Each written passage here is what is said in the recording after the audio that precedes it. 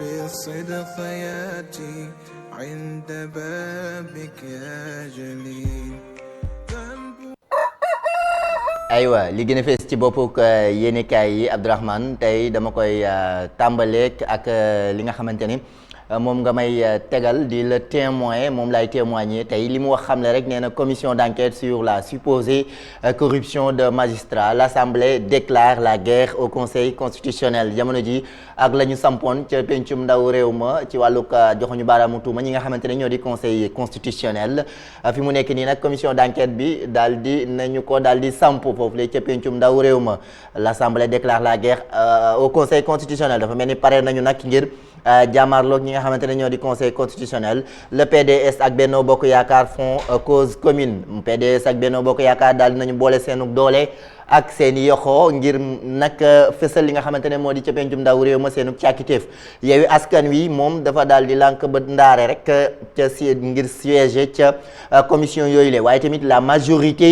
divisée à propos d'un report de la présidentielle li nga xamante ne moo di dàq élection yi nag ba jëmmi jamono ñi nga xamante ne ñoo di majorité bi maanaam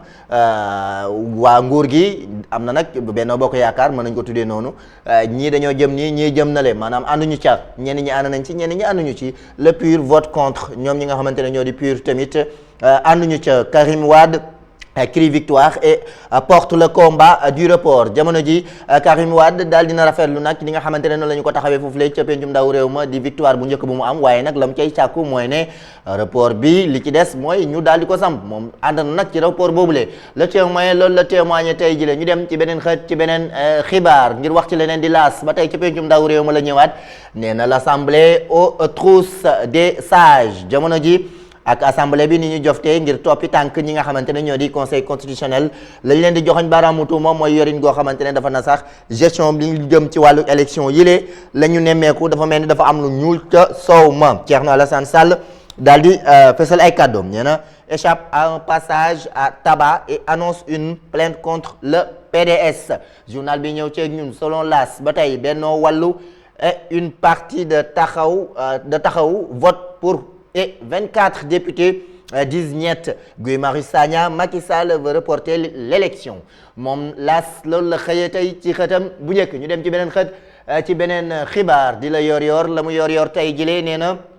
comité de mise à mort parlementaire benn comité gu ñu teg ngir rek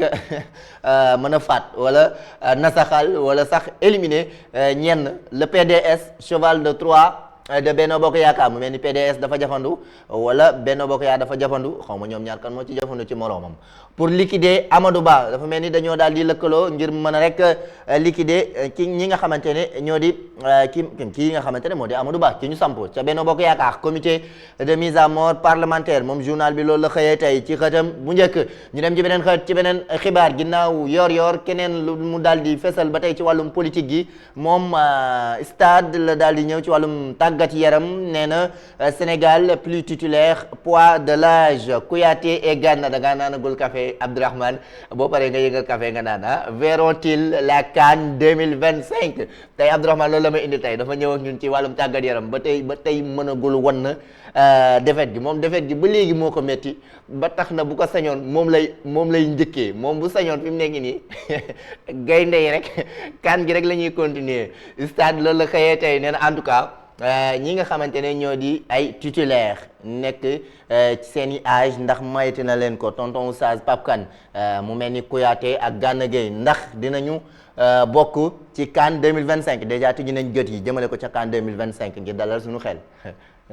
waaw xam nga comme CAN bi moom am nañ si mbetteel. ndax yaakaaruñ ko woon. déedéet waaye tamit mën na am. comme ñoom am nañ ay rakk yoo xam ne ñi ngi fi te mën nañu li ñuy def nañu jël leen ngay rek jox leen comme ñoom ñoo leen gën a féete ndaw mais yaakaaroon ne expérience bi mën nañ ko dox bu baax sax expérience bi da si bokk sax mais da nga leen di boole rek boole ñu mag ñi ak ñu ndaw ñi ñu gunge leen quoi ñu leen di gunge ngay rocc mag ñi ndànk-ndànk macha allah stade loolu xëyee tey nee na le retour de Naby et Guirassy va faire du bien waaye suñu mbokk maliens yi tamit macha allah seq nañ geneenu jéego jëm ca quart de finale yaag fas yéene jëli coupe ba waaw mais xam nga kii bi moom fi mu toll moom léegi sens la xam nga match moom football ñaar moo si nekk boo waree gagné da ngay gagné boo waree ñàkk ak loo am équipe da nga bu boobaa da ngay ñàkk ñi si desit yàlla na yàlla defal leen si jàmm rek ki ko war a jël ko amiin yaa rabbi suñu mbokk malien yi di leen souhaiter bonne chance stade loolu la xëyee tey ci xëtam bu njëkk ñu dem ci beneen xët ci beneen xibaar ngir wax ci leneen xool kii naan man ndax xanaa malien nga stade ñëw ci ñun suñuy doomi ndey la ñu dem ci beneen xët ci beneen xibaar di direct news l'impossible report en tout cas présidentielle 2024 ñii ñoom la ñu xamle mooy ne bay dàq moom jarul sax ñu di ko xalaat bu ñu sukkandikoo ci direct news selon le journal au Sénégal de 1963 à aujourd'hui aucune présidentielle n'a été reportée li ko dalee 1963 ba jonn yàlla tey jii mosuñoo reporter élection mu ne aussi direct news même les troubles de 1962 opposant le camp de Mamadou Dia à celui de Senghor n'ont pas poussé les autorités sénégalaises à tendre vers un report même bu fekkoon ne amoon na ay jàppante diggante Mamadou Dia ak Senghor terewul woon amal nañ élection yi taxul woon ñu daal di reporter lii di élection yi ba tey mu di ñu fàttali ci wàllu taarix moom direct news l'épisode douloureuse 1993 marqué par l'assassinat du vice-président du conseil constitutionnel maître Sey et la démission du juge Kéba Mbaye les élections sont allées jusqu'à terme ginnaaw ba amee jéy yëg nga xamante ne mooy faatuk maître Sey ak démission juge Kéba Mbaye loolu sax taxul woon ci 1993 ñu daal di dàq élection yi Guy Marius Sagna di dëggal nee na si Macky Sall reporte l'élection on mettra en place un gouvernement parallèle doy na waar nee na bu fekkee ne Macky dafa reporter élection yi dinañu teg beneen gouvernement ci côté bi la candidature avortée de Karim Wade doit-elle conduire à un report de la présidentielle 2024 une question posée par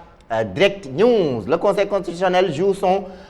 barreau d'honneur et n'est pas prêt à plier face aux agissements des acteurs politiques selon Direct News ci xëtam bu njëkk ñu dem ci beneen xët ci beneen xibaar waxtu leneen di Le Soleil la mu xëyee tey nee na création d'une commission d'enquête parlementaire sur le rejet de candidature à la présidentielle 120 députés votent oui lu toll ci téeméer ak ñaar fukk ci ay députés daal dinañu wax waaw pourquoi la majorité Benno soutient lu tax majorité ca Benno Bokk Yaakaar di jàppale li nga xamante ne moo di lii la ñu teg ci wàllu commission d'enquête parlementaire bi lee des députés expliquent yenn ci ay députés ñu ngay leeral report de l'élection présidentielle le PDS pour Yewwi Askan Wi contre PDS moom ànd nañ ci waaye Yewwi Askan Wi ànduñu ci clash entre Thierno Alassane Sall et le PDS jamono jooju Thierno Alassane Sall ak PDS xaw nañu laalante foofu la ca pencum ndaw réew ma Le Soleil ñëw ci ñun ci xëdam mu njëkk ñu dem ci beneen xët ci beneen xibaar wax ci leneen bés bi le jour la commission d'enquête adoptée voie d'une report jamono ji ñuy nekk ci yoonu reporter élection yi booba tey waaye nag wàllu ak Benno ñoom daal dinañu jàppalante Karim mu ngay jubilé Thierno Alassane Sall Mame Diarra Fam ak ñañu àndal daal dinañu jàppante ñoom moom bés bi le jour ñëw ci ñun ci xëtam mu njëkk loo teg ci beneen xët ci beneen xibaar ngir wax ci leneen moom ginnaaw bés bi le jour leneen lan la daal di wax moom laas nee na l'assemblée aux trousses des sages donc lii moom laa leen mu mel ni journaux yëpp yaw sage tey loolu la ñu xëyee woon foofu la ci pencum ndaw réew ma di plénière bi nga xamante ne tegoon nañu ko ngir waxtaanee ko lii quotidien ñëw ak ñun ci PDS bi nga xamante ne première marche bi daal dinañu ko gàddu ak Karim Wade mi ñu xamal ne mën nañu daal di clamer seenu mbir ngir xoolaat conseil constitutionnel ak seen doxalin ndax baax na am baaxul moom lii quotidien loolu la xëyee tey ci xëtam bu njëkk Abdourahmane l'info moom laa koy ndar keppe ñu daal di jàll ci leneen di commission d'enquête parlementaire Benno Bokk Yaakaar et le PDS dictent leur loi Benno Bokk Yaakaar ak PDS mu doon nag lu raar Benno Bokk Yaakaar jàppante ak PDS lëkkaloo ak PDS ngir samp la ñu bëgg foofu la ca pencum ndaw réew ma mu doon beneen xar kanam gu pencum ndaw réew ma dajalewaat yaakaar naa ne li naan sa noonu démb bu ñu nangoo tey wala sa noonu tey bu ñu sa soppay démb bu ñu bañee tey doy na waar daal ànd bi de yàlla na wéy yàlla na wéy rek comme am nañ yaakaar ni benn instant bi bokk nañu yaakaar waaw ba am loo xam ne war nañ ko yaakaar ñu ànd si yaakaar boobu yàlla bu mu tas amiin yaa rabbal aalamiin jërëjëf Abdourahmane loolu moo gën a fees ci boppu yéenekaay yi yow Oustaz léegi dina jàll ci la pensée du jour ginnaaw bàkk bi lay doon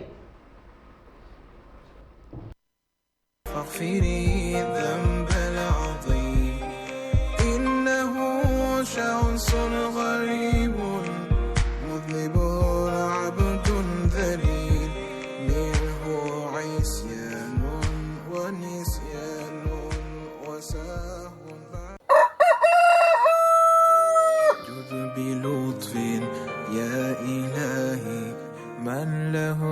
زاد قليل. jërëjëf Abdourahmane loolu moo gën a fees ci boppuk yéenekaay yi léegi